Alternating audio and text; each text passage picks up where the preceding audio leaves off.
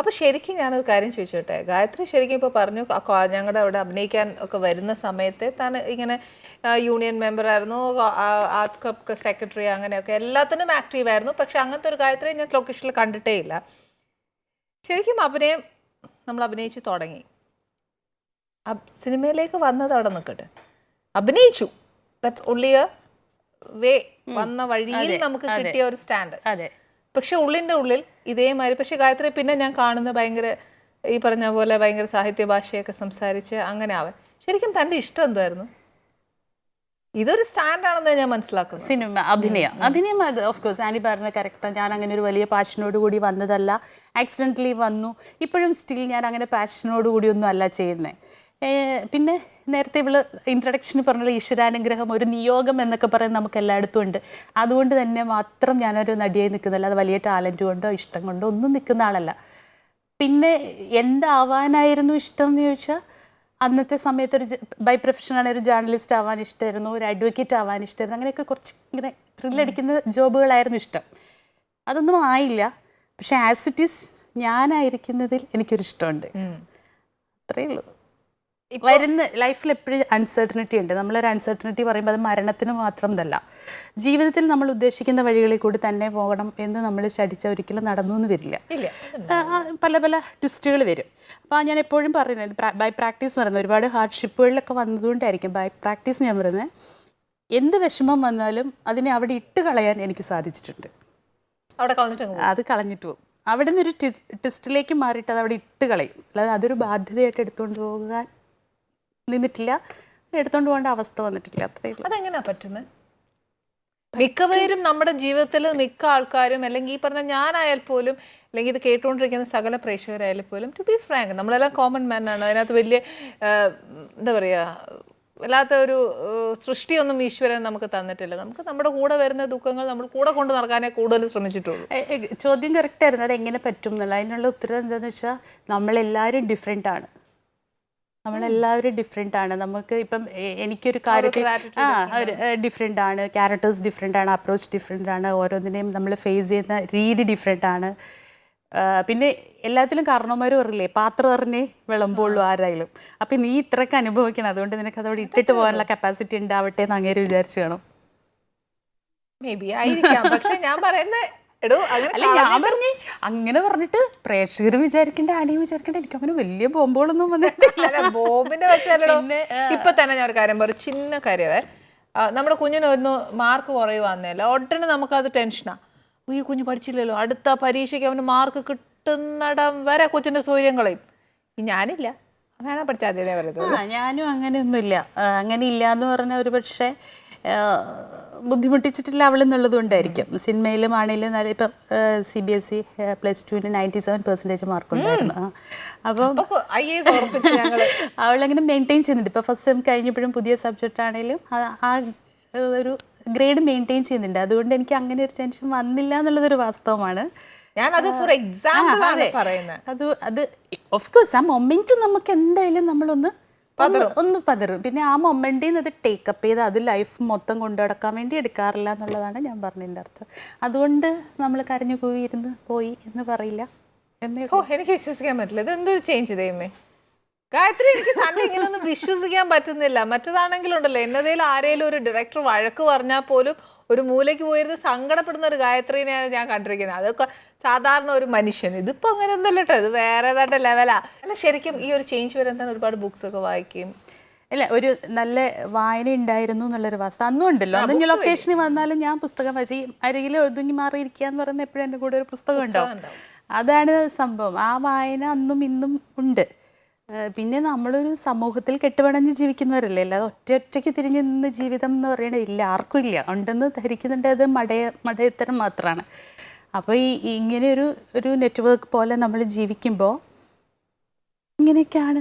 നീയും അങ്ങനെയൊക്കെയാണ്. അല്ലെങ്കിൽ പിന്നെ ഈ ആനീസ് കിച്ചൺ പോലെ ഒരു പരിപാടി, ഇത്രയും സാമൂഹ്യ പ്രതിബദ്ധതയുള്ളൊരു പരിപാടി, ഇത്രയും ഹെൽത്തി ആയിട്ടുള്ള ഫുഡ് കഴിക്കണം, ഇത്രയും ടേസ്റ്റി ആയിട്ടുള്ള ഫുഡ് കഴിക്കണം, ഇങ്ങനെ കുഞ്ഞുങ്ങൾക്ക് കൊടുക്കാം, ഇങ്ങനെ നമ്മൾ തമ്മിലുള്ള റിലേഷൻഷിപ്പ് മെയിൻറ്റെയിൻ ഇതൊന്നും അറിഞ്ഞോ അറിയാതെ ആനി പറയുന്നെങ്കിലും ഈ ഒരു പ്രോഗ്രാം അല്ല ഞാൻ പറയുന്നത്, ഇത്തരം പ്രോഗ്രാമുകൾക്ക് നമ്മുടെ സമൂഹത്തിൻ്റെ കെട്ടുപാടുകൾക്ക് ഒരുപാട് അർത്ഥമുള്ള പ്രോഗ്രാമുകളായത്.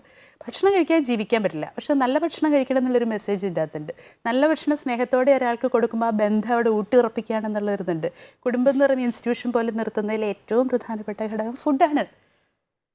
അപ്പം നിന്റെ പ്രോഗ്രാമിന് അത്രയും അർത്ഥമില്ലാത്ത സീരിയസ് ആയിട്ടൊരു കാര്യം ഞാൻ പറയട്ടെ, ഞാൻ ചെയ്ത കാര്യങ്ങൾക്കൊക്കെ ഇത്ര അർത്ഥമുണ്ടെന്ന് ഇപ്പോഴാണ് എനിക്ക് മനസ്സിലായത്.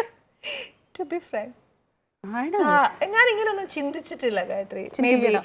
അത്രയും ഞാൻ ചിന്തിച്ചിട്ടില്ല. കാര്യം ഇന്നൊരു കാര്യം ചെയ്യുന്ന വീട്ടിൽ പോയിട്ട് ഷാജി സാറിന്റെ അടുത്ത് പറയാ, അവൾ ഇങ്ങനെയൊക്കെ വന്നു ചേട്ടാ, ഏതാ സത്യം, ഞാൻ വിചാരിക്കുന്നതാണോ അവള് പറഞ്ഞാണോ സത്യം എന്നൊന്നും ചോദിച്ചു. രണ്ടും ഒന്നാന്ന് പറയും. ഞാൻ ചിന്തിക്കാതെ ചെയ്യുന്നു, ഇത് ചിന്തിച്ച് കാര്യങ്ങൾ അങ്ങ് തിയറി പറഞ്ഞു, നീ അത് പ്രാക്ടിക്കലി ചെയ്യുന്നു. തിയറി തിങ്ക് ചെയ്യുന്നില്ല, എന്ത് വരുന്നോ അത് ചെയ്തു എന്നല്ലാതെ. അല്ല, ഇതുകൊണ്ട് പ്രേക്ഷകരോട് എനിക്കൊരു കാര്യം പറയാണ്ട്, കൃത്യമായി ആനിയെ കോപ്പി അടിക്കുക, നന്നായി സംസാരിക്കുക, നിഷ്കളങ്കമായി സംസാരിക്കുക, നമ്മുടെ ഭാഷയിൽ സംസാരിക്കുക, നമ്മളായിട്ട് ഇടപെടുക, നമ്മളായിട്ട് സ്നേഹിച്ച് നല്ല ഭക്ഷണം വൃത്തിയായി ഉണ്ടാക്കി കൊടുക്കുക. വേറെ ഒന്നും വേണ്ട ജീവിതത്തിന്. ഞാൻ അത്രേ ചെയ്യുള്ളൂ. ഇവിടെ കോപ്പി അടിക്കാട്ടോ. പരീക്ഷയ്ക്ക് കോപ്പി അടിച്ചില്ലെങ്കിൽ ഇപ്പോ. പക്ഷെ ഞാൻ അങ്ങനെ ആവട്ടെ, ഈശ്വരൻ അനുഗ്രഹിച്ച് ഞാൻ ഇങ്ങനെ തന്നെ പോട്ടെ, എനിക്ക് ഉള്ള കാലം ഇങ്ങനെ ഇരുന്നാ മതി. എനിക്ക് മാറ്റമേ വേണ്ട ഗായത്രി, ശരിക്കും. ഇനി ഇത്രയും താൻ പറഞ്ഞല്ലോ, താൻ കമ്മ്യൂണിറ്റി ആയിട്ടും സോഷ്യൽസ് ആയിട്ടും ഒരുപാട് കാര്യങ്ങൾ ചെയ്യുന്നുണ്ട്.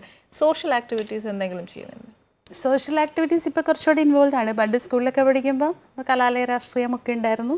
പിന്നെ ഈ പറഞ്ഞ പോലെ ഒരു പെങ്കൊച്ചിനെ വളർത്തിയൊരു 19 വയസ്സ് വരെ ആക്കുന്നതിൻ്റെ ഇടയിൽ നമുക്ക് സമയക്കുറവും കാര്യങ്ങളൊക്കെ ഉണ്ടല്ലോ. അത് കഴിഞ്ഞ് ഇപ്പോൾ അവൾ ഹോസ്റ്റലിലാണ് ആക്ച്വലി. അതുകൊണ്ട് എനിക്ക് ഒരുപാട് സമയം ഫ്രീ ആയിട്ടുണ്ട്. പിന്നെ വേറൊരു പ്രശ്നം എന്താണെന്ന് വെച്ചാൽ, കുട്ടികൾ നമ്മുടെ കൂടെ ഇങ്ങനെ പുറകെ നടന്നു കഴിഞ്ഞിട്ട് അവരില്ലാത്ത ഒരു വീട്ടിനകത്ത് നമ്മൾ പെരുമാറുമ്പോൾ ഒരു ശൂന്യത വല്ലാതെ വരും. ആ ശൂന്യത അത് ഞാൻ നേരത്തെ പറഞ്ഞതിൻ്റെ വേറൊരു സൂത്രമാണേ.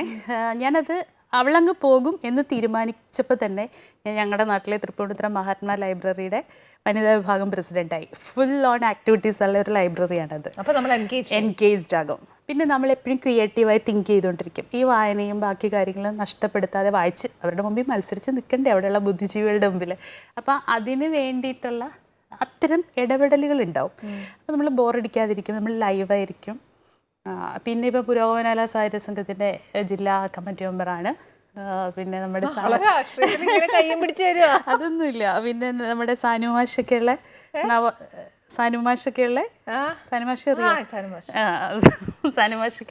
നവോത്ഥാന സംരക്ഷണ സമിതിയുടെയും ജില്ലാ കമ്മിറ്റി മെമ്പറാണ്. അപ്പോൾ അങ്ങനെ കൊച്ചു സാമൂഹ്യ പരിപാടിയായിട്ട് ലൈവായിട്ട് നിൽക്കുന്നുണ്ട്. ഞാൻ ലൈവായി നിൽക്കുന്നുണ്ട്. ശരിക്കും ഞാൻ ഗായത്രി ഇൻട്രൊഡ്യൂസ് ചെയ്തത് കുറഞ്ഞു പോയോ എന്നൊരു സംശയമുണ്ട്. ഇത്രയും കാര്യങ്ങളൊക്കെ ചെയ്യേണ്ടതെന്ന് ഞാൻ അറിഞ്ഞില്ല സത്യം. ഞാൻ എൻ്റെ അല്ലാതെ എൻ്റെ അറിയിപ്പോൾ എനിക്കറിയാം, ഇപ്പം നമ്മളെ കേട്ടുകൊണ്ടിരിക്കുന്ന ഒരുപാട് വീട്ടമ്മമാർ എന്നെക്കാളും ആനിയേക്കാളും ഒക്കെ കേപ്പബിൾ ആയിട്ടുള്ള ആൾക്കാരുണ്ട്. പക്ഷെ എന്താ പ്രശ്നം വെച്ചാൽ കൃത്യമായി സ്പേസിങ് വേണം. ഇപ്പോൾ വീട്ടിൽ ഇരുന്നുകൊണ്ട് നമുക്ക് ഇപ്പോൾ ഒരു മുഖ്യമന്ത്രി ഒരു പ്രസ്താവന പറഞ്ഞാലും, ഇപ്പോൾ കേന്ദ്ര ബഡ്ജറ്റ് വന്ന സമയമാണ്, ഇതൊക്കെ പറയുമ്പോഴും നമ്മൾ വീട്ടിലിരിക്കുന്ന സ്ത്രീകൾക്കൊക്കെ അഭിപ്രായങ്ങളുണ്ട്. പക്ഷെ നമുക്ക് സ്പേസ് ഇല്ല ഈ അഭിപ്രായം പ്രകടിപ്പിക്കാനും പറയാനും. കൃത്യമായ സ്പേസ് ഇല്ല. ആ കൃത്യമായ സ്പേസുകളിൽ ഇടപെടുക എന്നുള്ളത് നമ്മുടെ മാത്രം ഉത്തരവാദിത്തമാണ്. സ്പേസ് ഉണ്ടാക്കുക. അപ്പോൾ പൊതുരംഗത്തേക്ക് ഇറങ്ങണം. രാഷ്ട്രീയം തെറ്റല്ല, സാമൂഹ്യ പ്രവർത്തനം തെറ്റല്ല, ഇതൊക്കെ ഉണ്ടായേ പറ്റൂ. ഇതൊന്നും ഇല്ല ഈ നാട് അരാജകത്വത്തിലേക്ക് പോകും. അപ്പം നമുക്ക് ഇൻട്രസ്റ്റ് ഉണ്ടെങ്കിൽ, ഇപ്പം നീ ആദ്യം ചോദിച്ച അഭിനയത്തിനോട് ഇല്ലാത്ത ഒരു പാഷൻ സാമൂഹ്യ പ്രവർത്തനത്തിനോട് എനിക്കുണ്ട്. എനിക്ക് ആ പാഷനുണ്ട്.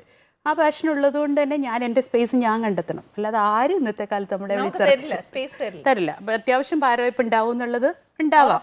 പക്ഷെ എനിക്ക് അങ്ങനത്തെ എക്സ്പീരിയൻസ് ഇല്ല. പക്ഷെ ആ സ്പേസ് നമ്മൾ കണ്ടെത്തണം. ആർട്ടിലാണേലും പൊളിറ്റിക്കലാണേലും സാമൂഹ്യ ജീവിതത്തിലാണേലും ഈവൻ കുടുംബത്തിലാണെങ്കിൽ പോലും എൻ്റെ സ്പേസ് എന്താണെന്ന് ഞാൻ തിരിച്ചറിഞ്ഞ് അവിടെ കാലുറപ്പിച്ച് നിന്നില്ലെങ്കിൽ ആണ് ഈ ഭാര്യമാരൊക്കെ വേണ്ടാത്തവരായി പോകുന്നത്. അല്ലേ? മനസ്സിലായില്ല. നമ്മുടെ കുടുംബത്തിനകത്ത് ഒരു പുതിയ വീട്ടിലേക്ക് കല്യാണം കഴിച്ച് ചെല്ലുമ്പോൾ ആ വീട് എന്താണെന്ന് മനസ്സിലായി, ആ സംസ്കാരം എന്താണെന്ന് മനസ്സിലായി, അവിടെ എൻ്റെ വ്യക്തിത്വത്തിന് ഏത് രീതിയിലാണ് ആ കുടുംബത്തിലേക്ക് കോൺട്രിബ്യൂട്ട് ചെയ്യാനും ആ കുടുംബത്തിലേക്ക് ഇഴുകിച്ചേരാനും പറ്റുന്നതെന്ന് മനസ്സിലാക്കേണ്ട ആൾ ഞാനാണ്. അങ്ങനെ മനസ്സിലാക്കി നമ്മൾ അവിടെ പോയി നിൽക്കുന്നിടത്താണ്, അതായത് നിൻ്റെ അമ്മായിയമ്മയ്ക്ക് നീ പ്രിയപ്പെട്ട മരുമോളായി ഒരു സ്പേസ് നീ കണ്ടെത്തിയതാണ്. ആരും പിടിച്ച് അതിലേക്ക് നിർത്തിയതല്ല. അത് ഉത്തരവാദിത്വം കൂടിയാണ്, റെസ്പോൺസിബിലിറ്റിയും കൂടെയാണ്.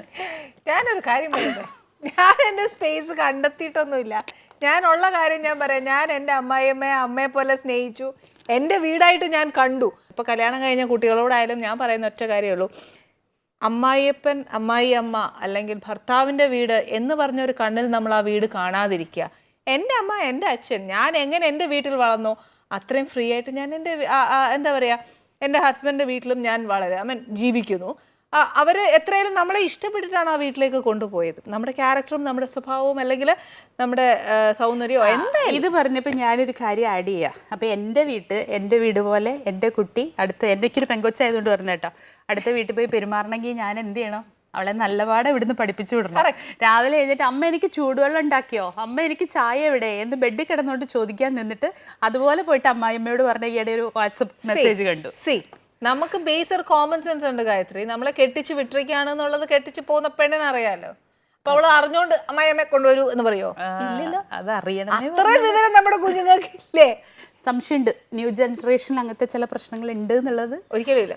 ഞാൻ പിള്ളേരെ സപ്പോർട്ട് ചെയ്യും. പിന്നെ പെൺകുട്ടികളാണെങ്കിൽ ഞാൻ ബേസ് അറിയണം. ഒരു വീട്ടിൽ ചെന്നാൽ എന്നൊക്കെ ചെയ്യണം എന്നുള്ള ഒന്നും അറിയാൻ മേലാതെ ഒരു കസേര കയറി ഇരിക്കരുത്. ബേസ് അറിഞ്ഞിരിക്കണം. അതെല്ലാം ചെയ്യാം. അല്ലാതെ ഇന്ന് സാമ്പാറും അവിയലും തോരനും എല്ലാം പഠിച്ചോണ്ട് ആ വീട്ടിൽ പോകണമെന്നൊന്നുമില്ല. നമ്മൾ അടിയുടെ അഭിപ്രായങ്ങളോടൊക്കെ ചെറിയ ഡിഫറൻസ് എനിക്കുണ്ട്. ആൺകുട്ടിയാണേലും പെൺകുട്ടിയാണേലും പെണ്ണാണേലും ആണാണെങ്കിലും വളരെ കൃത്യമായി നമ്മളുടെ ഉത്തരവാദിത്തങ്ങളെ കുറിച്ച് അറിയാം, നമ്മുടെ വ്യക്തിത്വത്തെ കുറിച്ച് അറിയാം. ആണിന് തികഞ്ഞ ആണത്വം ഉത്തരവാദിത്വം ഉണ്ടാകും, പെണ്ണിന് തികഞ്ഞ സ്ത്രീത്വവും ഉത്തരവാദിത്വമുണ്ട്. പെണ്ണിന് മാത്രം കൽപ്പിച്ചു കൊടുക്കുന്ന ഒരു പണിയില്ല എന്നുള്ളിടത്ത് ഞാൻ നന്നായി ഡിഫർ ചെയ്യുന്നുണ്ട്. പെണ്ണിന് മാത്രം കൽപ്പിച്ചു കൊടുത്തു എന്ന് പറയാൻ ഞാൻ പറയുന്നില്ല. ഞാൻ പറയുന്ന ഒരിക്കലും ഒരു ഡോമിനേറ്റിംഗ് ആവരുതെന്നേ പറയുന്നുള്ളൂ. അല്ലാതെ എനിക്ക് ഇത്ര ജോലിയാണ്, എന്നെക്കാട്ടിലും ഞാൻ ഇങ്ങനെ നിൽക്കുള്ളൂ, അത് നിൽക്കരുത് ഒരു പെൺകുട്ടി ഒരു പടി താന്ന് നിന്നാൽ ഒരു കുഴപ്പവും ഇല്ല എന്നാണ് ഞാൻ പറയുന്നത്. അതിനെ യൂട്ടിലൈസ് ചെയ്യാൻ ഒരു ആൺകുട്ടി ആവരുത്. ഈക്വാലിറ്റി കൊടുക്കുക, അത്രേ ഉള്ളൂ. അല്ലാതെ ഇതിനകത്ത് ഞാൻ പറഞ്ഞില്ല, ഡോമിനേറ്റിംഗ് ആവുന്നിടത്താണ് പ്രശ്നങ്ങൾ വരുന്നത്.